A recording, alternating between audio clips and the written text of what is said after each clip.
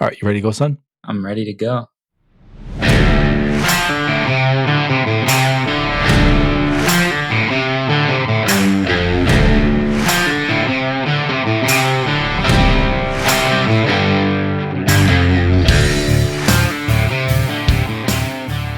Hello, welcome to Hard Compound, an American take on Formula One. We just finished watching Hungarian Grand Prix. That was good. 13th race of the season. Crash. McLaren 1-2. Some internal, I don't know, what do we kind of call that? It's not politics, but it's definitely Strife. some strife. There's some definite strife going on. And not only did Oscar Piastri get his very first win in F1, he is the very first 20th century boy. The first F1 winner born in the 21st century. How about that? All right, Patrick, son, can I get your take on the Hungarian Grand Prix? Yeah, while I was watching this, I just kept thinking to myself, who is writing these scripts? Because that is what it felt like this weekend. There was all kinds of different stuff going on, all sorts of different drama, a lot happening outside of the race and everything. You know, you mentioned the whole crowd strike kerfuffle, which happens to be a major sponsor of Mercedes AMG Formula One. Yes, how about that? And you could Mercedes, see that's her F1 movie. all of their screens just went dark during practice. It was weird. It's strange. So, I mean, I guess you can't blame them for taking half a step back this weekend compared to the last few races. And then, you mentioned internal team strife. This was probably the most chaotic radio messages that I've heard during a race, maybe ever. I mean, it was down to the wire where Lando and McLaren were fighting each other, basically. Oscar and McLaren were fighting Lando. Max was fucking fighting everyone. Max needed the Snickers. That was a little bit weird from Max. I have not seen him act like he's normally feisty and focused and on point. He was feisty, but not very focused, it seemed like. He was not. And look, did Hamilton turn into him? We all know he did.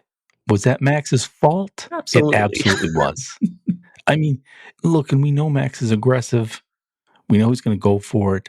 But he was making stupid decisions all race long. And I think both Christian Horner, the team principal, and Max's engineer were calling him childish. And I mean, there was just all kinds of stuff going on the radio.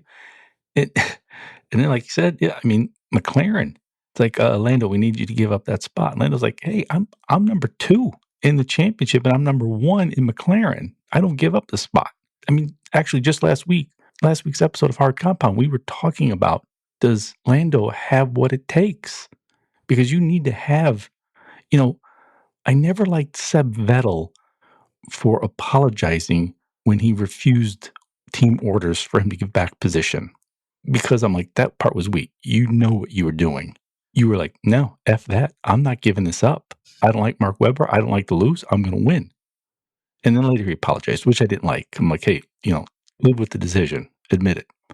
But Lando, I don't know. I mean, he's number 2, and it's not even a distant 2 because we're just barely halfway into the season. I don't know. What do you think? Yeah, I mean, it's 76 points right now. He could have kept that place, added another 7 points. That makes it 69 points difference. That 69 is not a lot of points.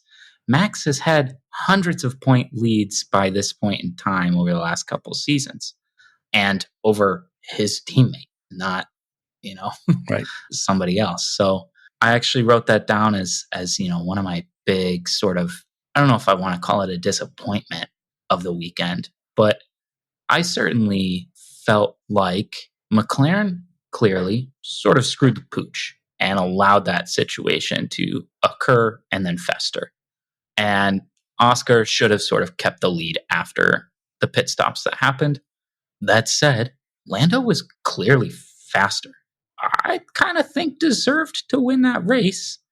And like you're mentioning, you got to choose to win. This is not a sport where you go, oh la di da, yeah, my team's so great. Here's points back to somebody else. No, you take what you got. You're gonna get a 1-2 anyways. Doesn't matter. Might as well take your fair share at this point. I think the mentality is not the same mentality that we've seen from Max, Lewis, Fernando when they are fighting for those championships. It's not the same right now. You know what? Not only is it not the same, Lewis and Alonso and Max all have shown that killer instinct that Lando has yet to show, in my opinion. But it's even on the team level. I mean, McLaren now have the fastest car. And, they've always said, hey, this is a team. There's no one and number two driver, and, they're going for the constructors. But I don't think they necessarily made the wrong decision in how they pitted.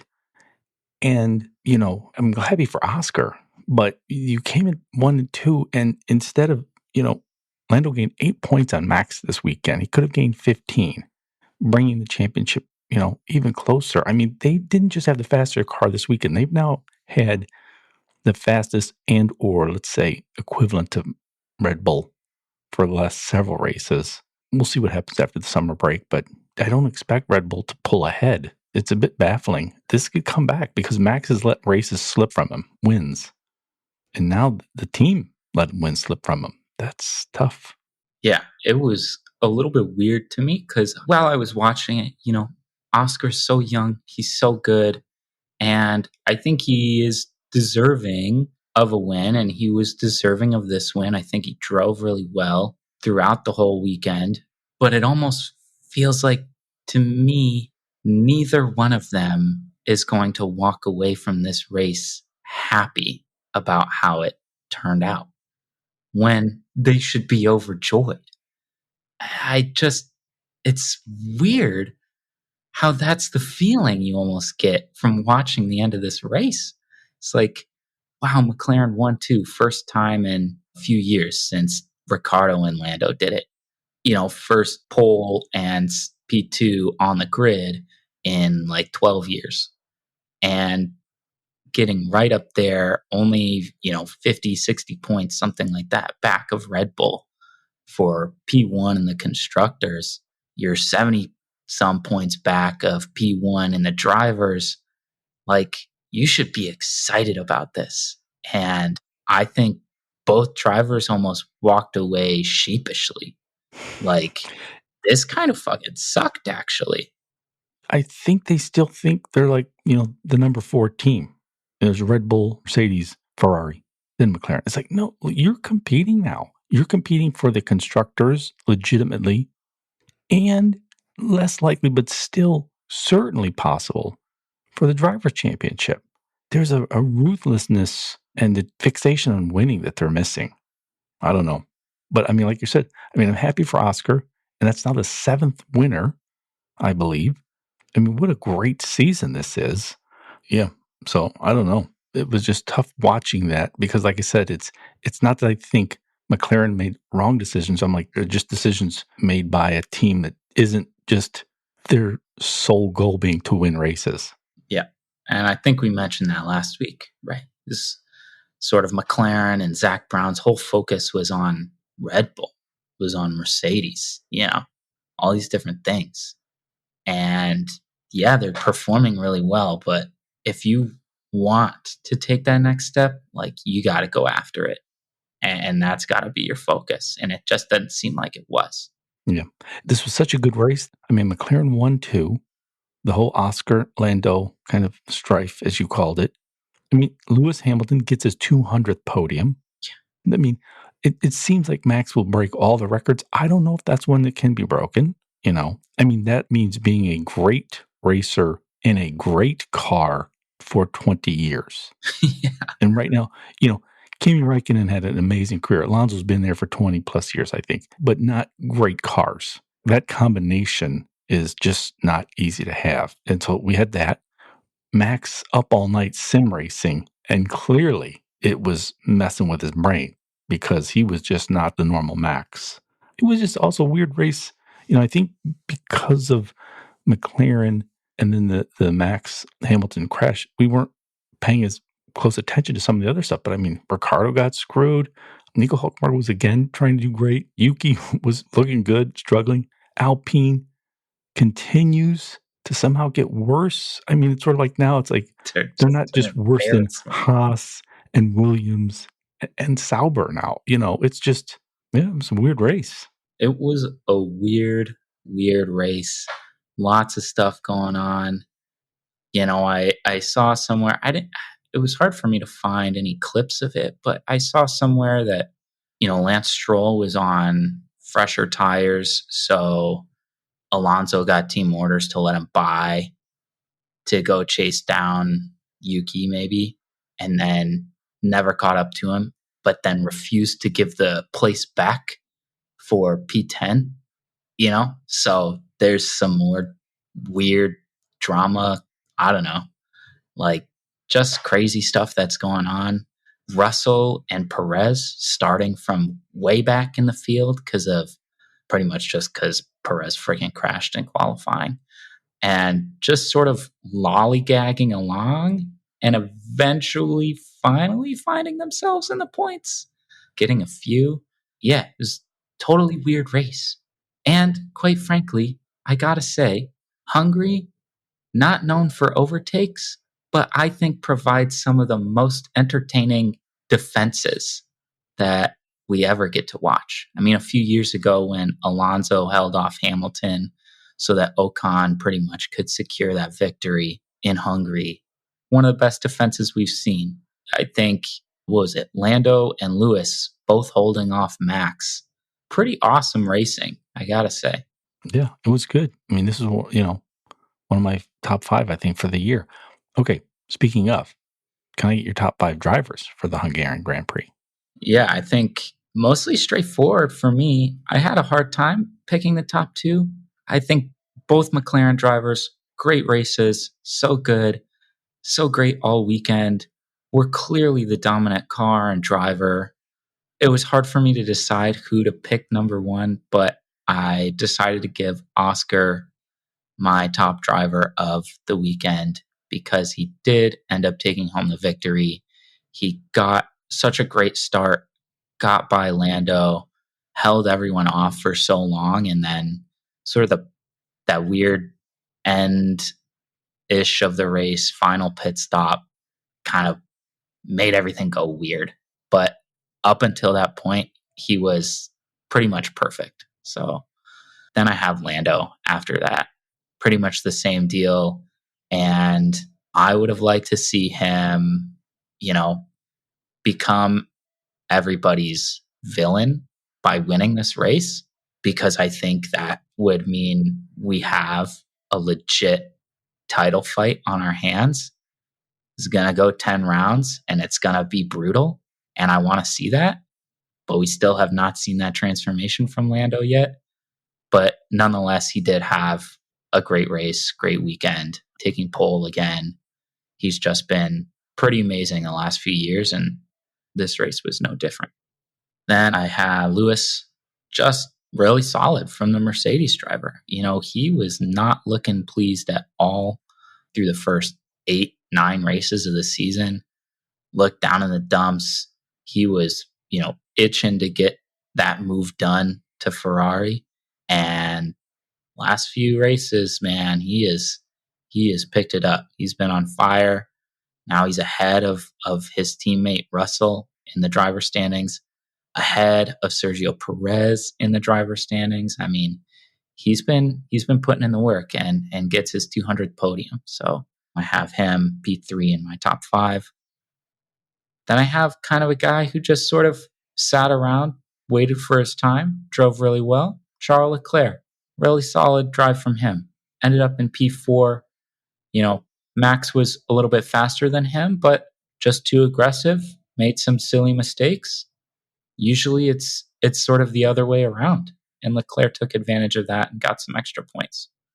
And then lastly, I am going to give my last top 5 pick to Yuki Tsunoda. I think he drove again really well. He's just kind of fun to watch. I like watching Yuki. I think most of the time he outperforms that car and just does a good job. It's a little bit weird. Like he's tied on points with Nico Hulkenberg and only a couple behind Lance Stroll.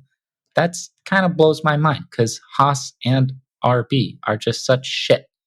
I'm like, how are you sitting 2 points behind Lance Stroll? That's weird. But Yeah. Well, and that Aston, like I said, starts strong and then tapers off. So your top 5 drivers for the Hungarian Grand Prix: Oscar Piastri, Lando Norris, Lewis Hamilton, Charles Leclerc, and Yuki Tsunoda. I can't say I disagree with any of those. I might not have put Yuki in 5. Might have even gone with Ricardo as teammate because I thought they both drove well. But otherwise, I think it's a pretty good list.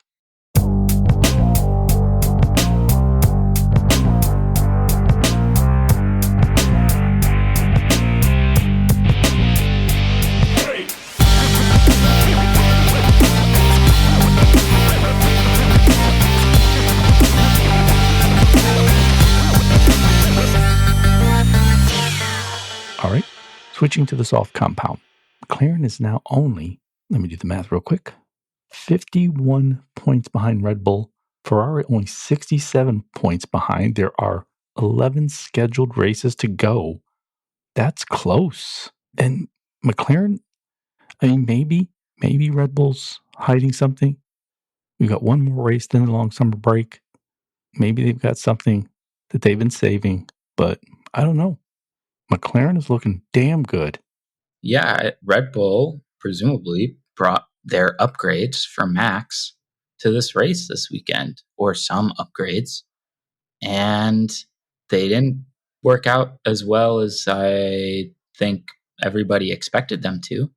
McLaren was clearly still the top car this weekend. Even the Mercedes sort of looked like it had the legs on the Red Bull. I think Max tends to be like so dominant and so good that he can often maybe make that car look even better than it actually is. So it can be a little bit hard to tell sometimes. But yeah, I think pretty much for long portions of this season, Red Bull's been sort of operating with one top contender. Whereas now you're seeing both McLaren drivers consistently near the top, both Mercedes drivers consistently near the top. Even the Ferrari drivers are usually right there close to each other and grabbing the top, 5 spots there. So if Red Bull is only taking home max points with one driver and the other one's nowhere to be found, that's a lot of extra points that these other teams are scooping up. So I don't know. Red Bull's gonna need to figure it out with their second driver because Perez just has not been getting it done to the extent that we've seen him in the last few seasons when Red Bull's just run away with everything. Yeah, I think one of the things we're seeing, this race notwithstanding, is we've been underestimating Max. As great as he's been, I think we've been underestimating him. I think he's been driving that car even better.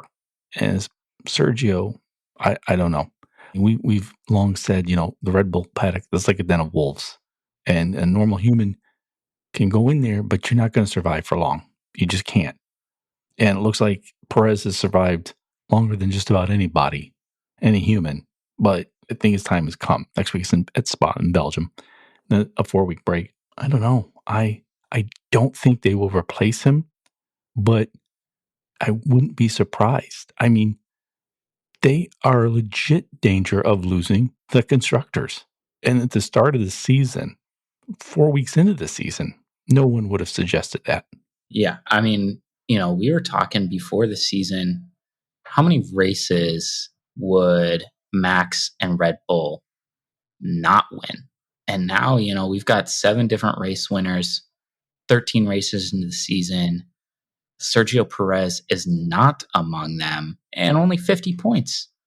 50 points. We still got, 3 sprints left in the season? There's a lot of points left out there. If both McLaren drivers, both Mercedes drivers, both Ferrari drivers are putting in the work and getting up there, getting the max out of their car every time they can, yeah, Red Bull is not going to win the Constructor Championship this year. And that is hard to believe. That is. Yeah, I mean, like I said, weeks into this season, we would not have thought that. And you touched on this last week. I think in the past 6 races, Sergio's been outqualified by Logan Sargent in Williams, 2-4. That doesn't Yeah. even seem possible. Well, it doesn't seem possible, especially because everyone that I know is like, oh yeah, Logan Sargent, he's probably not even going to make it through the rest of the season. Like Williams is just they're gonna go, you know what, we're good with one driver.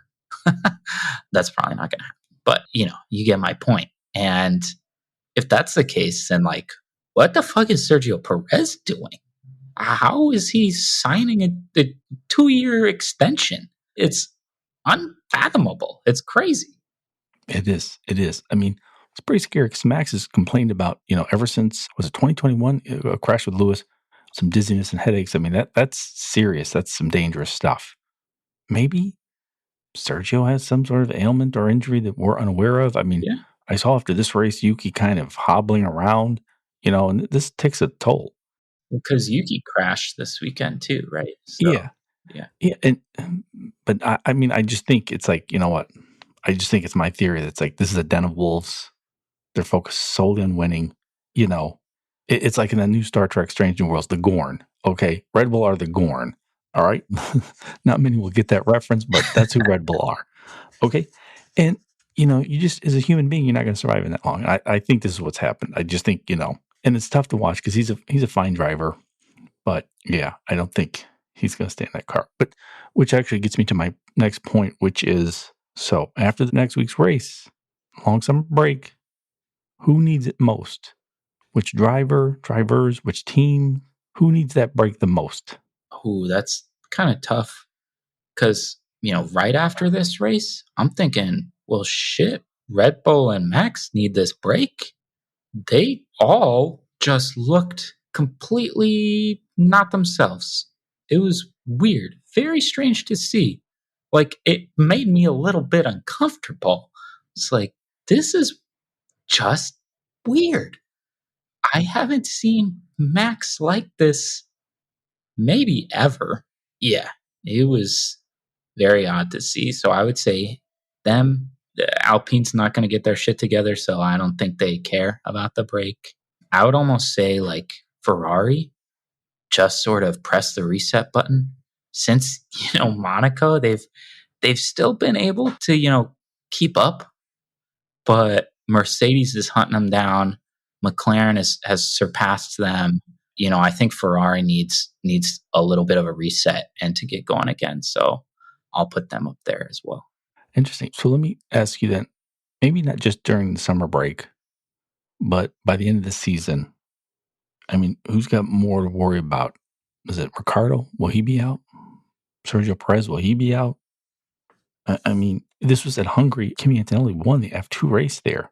That's who a lot of people are thinking, oh, he might get that second seat at Mercedes because Carlos Sainz still hasn't signed a deal with anyone, as far as we know.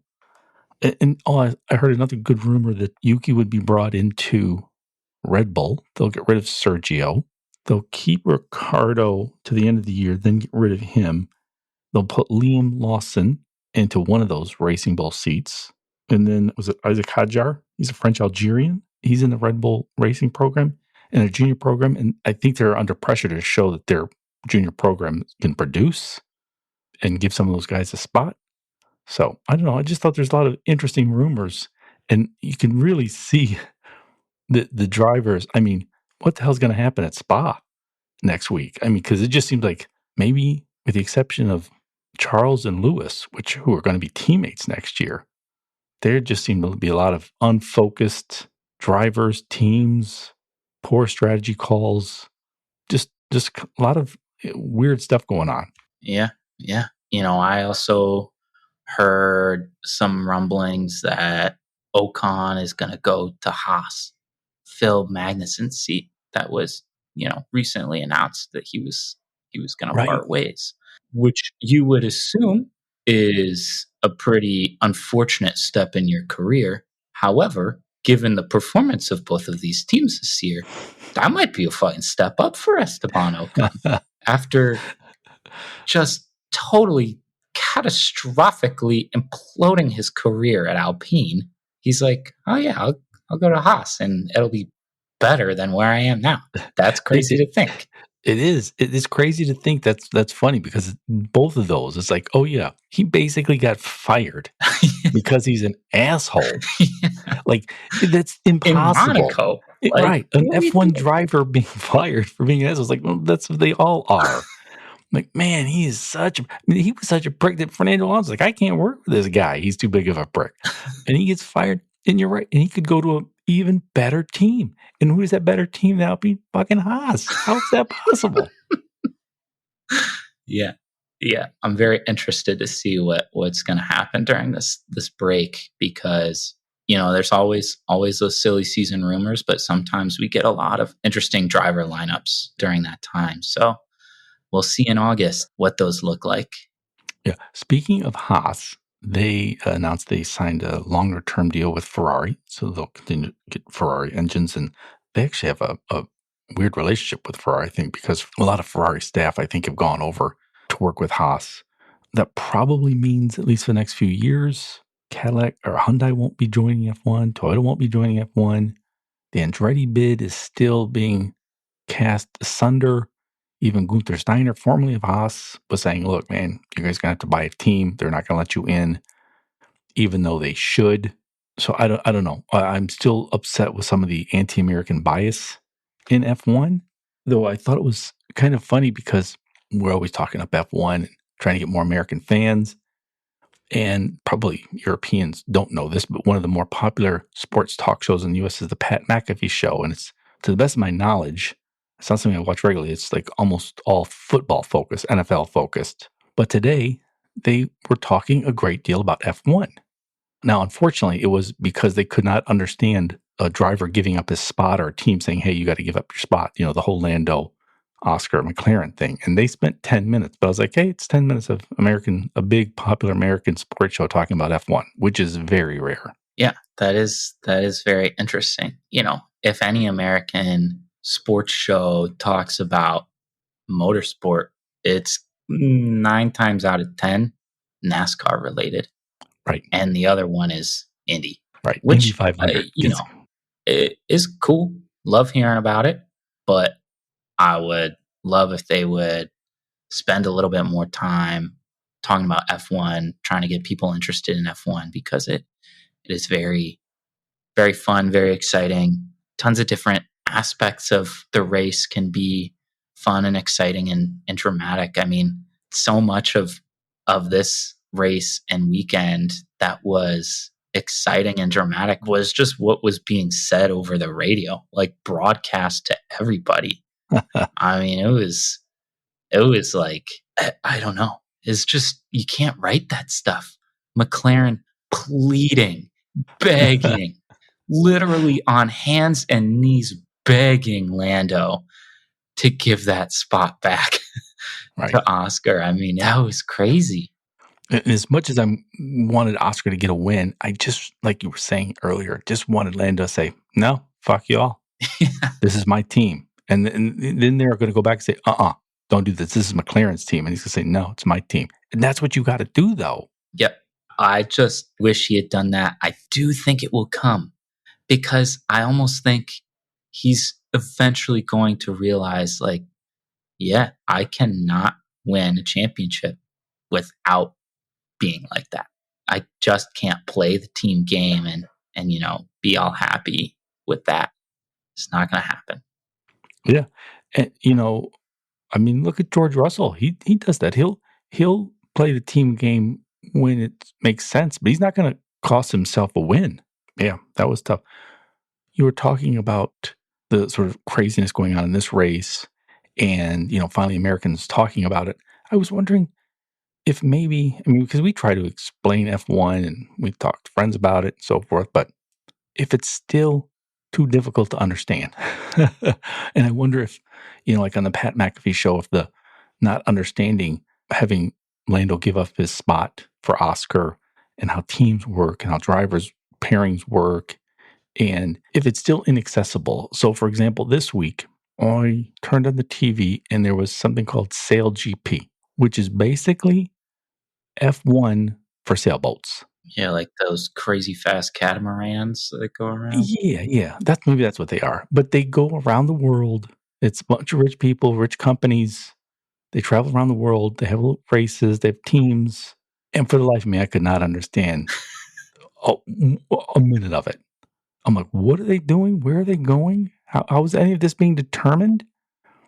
And it made me think, maybe F1 still needs to find a way of making itself more accessible. Well, I gotta say, just in terms of accessibility, anytime they have an F1 Kids broadcast, I think they do an awesome job with that. And I Yes. wish they would do more of those broadcasts because I do think that, especially for families who have younger kids, but parents or whatever might really enjoy F1, they can turn on the F1 Kids broadcast and makes it more understandable, more accessible for younger kids. So, yeah, I agree with you. I think, if we can broadcast in some way something to make it easier for people to understand and access, I think that would be good. That's a good idea. I love those F1 kids.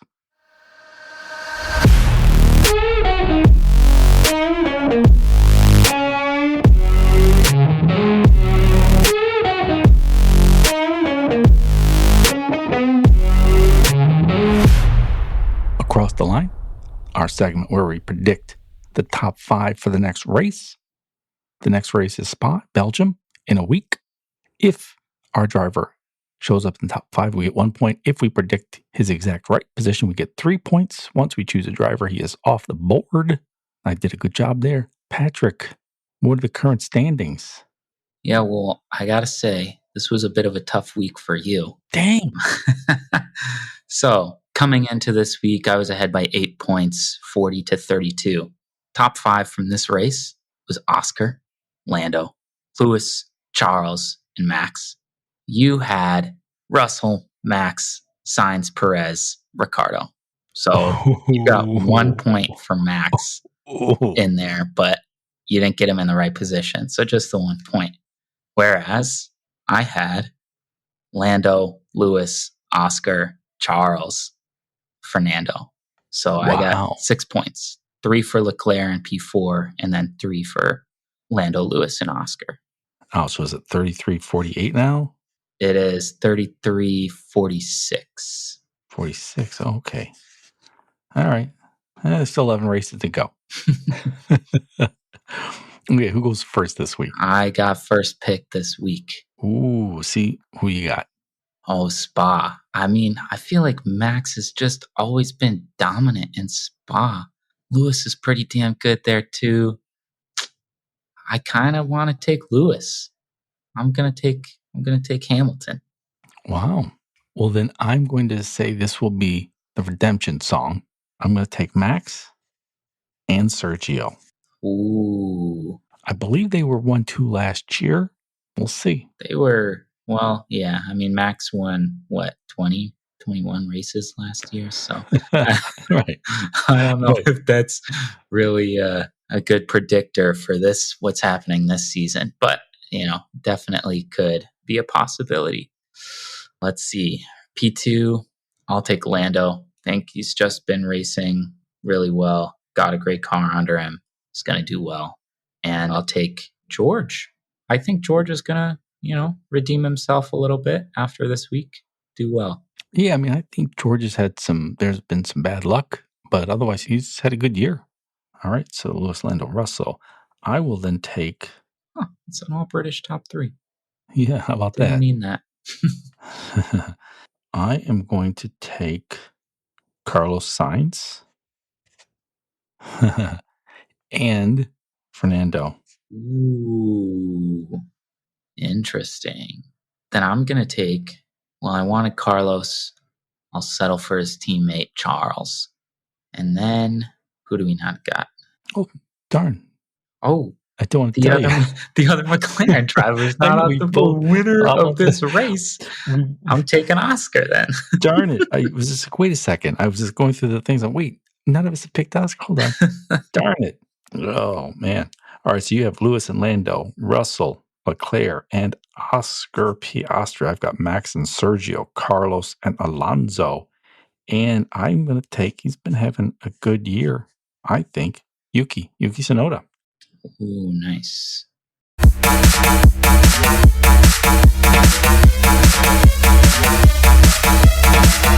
Any crazy predictions, Patrick? I have a crazy prediction because I think there's no way it's going to happen. But I'm going to say Toto gets his wish. Max joins Mercedes for next season, and Carlos Sainz then signs with Red Bull. Ooh. So, and Perez stays. So it'll be Sainz Perez. Wow. That would be interesting. And Max Russell. That would be interesting. Oh, I would love that. These would be very interesting teams, and top 4 teams would look very interesting. That would be good. Imagine those 4 teams. So you've got Carlos and Sergio and Red Bull. You've got George and Max and Mercedes. You've got Charles and Lewis and Ferrari. And then you have Lando and Oscar and McLaren. Ooh, nice. Oh, I can't top that one. I mean, I guess for me then, all the drivers look tired. The teams look tired. They're all looking forward to the break. I predict chaos in Belgium, a country known for chaos. Typically is. No, but I'm going to predict chaos in Belgium. Like on the starting lap, 5, 6, 10 cars go out. Well, it'll probably be pouring rain again, as it always is in Spa, it seems like. And they're going to say, you know what? We're just going to green flag this race. You're all going to go. And on Eau Rouge, there's going to be 10 cars that just all fucking fly into a wall. Yeah. Nice. I can see that happening. I mean, 14 races in before the break is pretty crazy. That is. Yeah, I mean, Asia, Middle East, Europe. North America. Wow. Yeah. All right. I want to thank you all for listening to everybody's most beloved father and son F1 podcast. Remember to subscribe, leave a review, and tell a friend. And we are lights out. See ya. Thanks for listening.